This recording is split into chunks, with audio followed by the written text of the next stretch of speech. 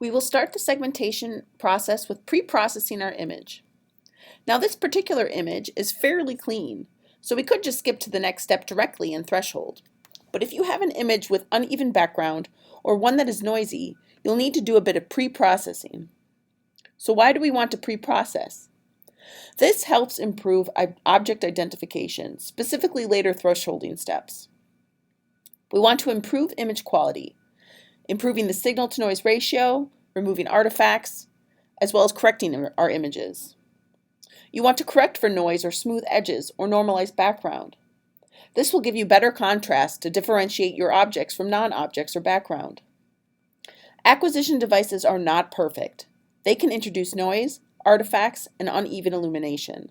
So the best thing you can do really before even starting to pre-process is to be sure to have high quality, solidly acquired images to start with.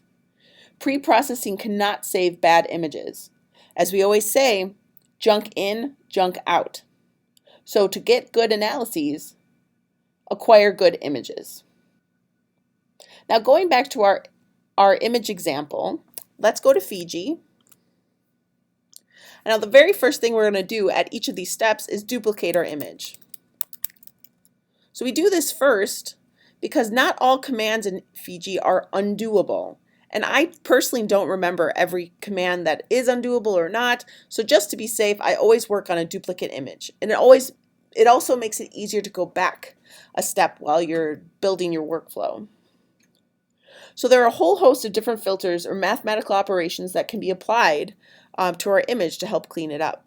So if you go to Process, Filters, you'll see a whole list here.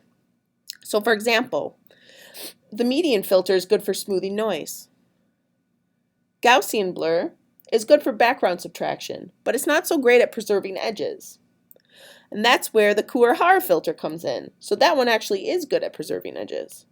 Now these filters are they're not really magical. They cannot perform miracles and add something that is not there. So again, pre-processing is not a replacement for proper image acquisition. In this case, let's use a Gaussian just to smooth out our nuclei signals a bit. And we'll just use the default settings.